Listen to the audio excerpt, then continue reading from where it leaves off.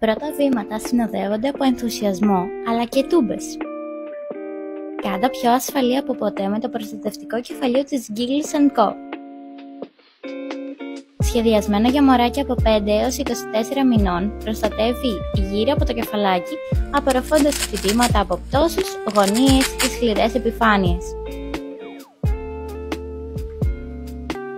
Είναι εξαιρετικά ελαφρύ, με ρυθμιζόμενους σημάντες και διάμετρο 18 εκατοστά για τέλεια εφαρμογή.